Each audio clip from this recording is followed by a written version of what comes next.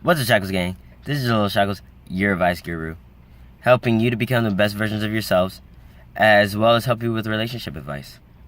And today I want to go ahead and talk to you about dealing with a breakup. Dang, this car's hot.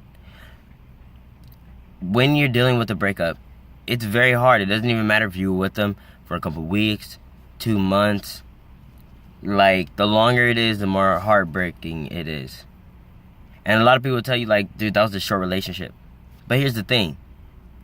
You were probably looking at that person like, we're going to spend the rest of our lives together.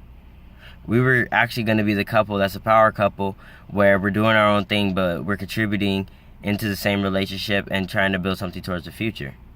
Especially when you have that mindset, it definitely is heartbreaking. When you break up, no matter how much the length of time, like, you still had somewhat of an investment in it.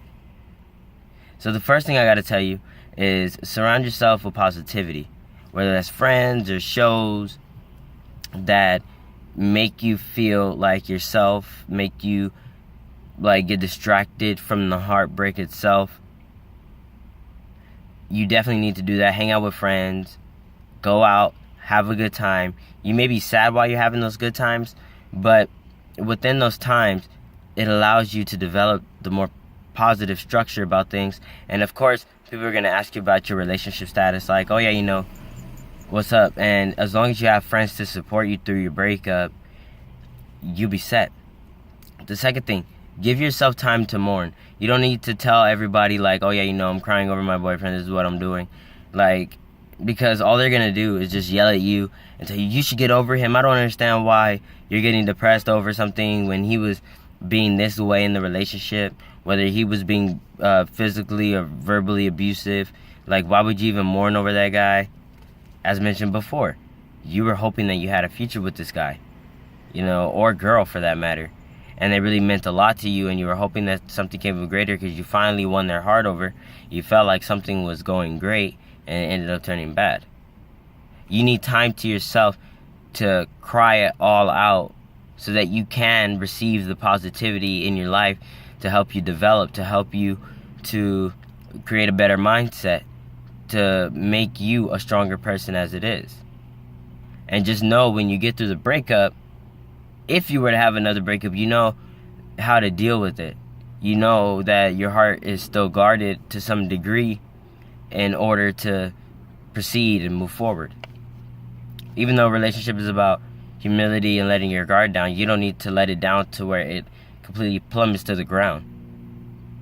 It's more about making those sacrifices for the other person, being selfless and not selfish when you're thinking of a relationship.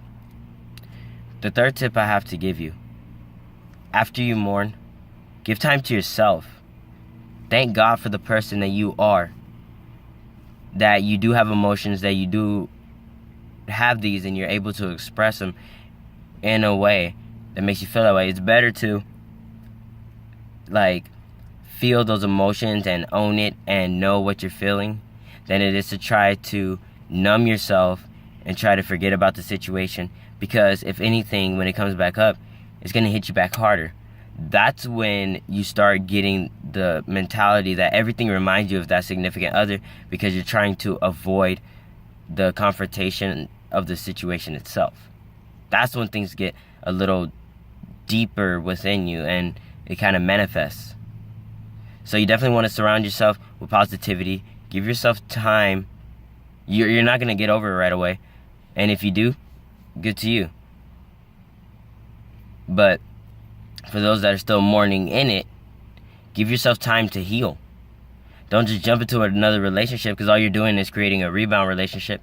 Because at that point, you'll be comparing your old relationship to your new relationship. And in reality, you need to see your new relationship as a new relationship. That they're not the same person as the person you were previously with. Because you need something better. It may not work out at that exact moment, because maybe it wasn't meant for you. But then there's a bunch of people that are out there. You just need to be careful of selection.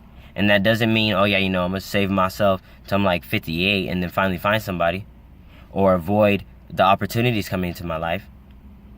No, it's just being more attentive and being more aware of your surroundings. so you can have a really good relationship and you know what to look for. You could even analyze your past relationship, see what you didn't like in it, and improve yourself that way.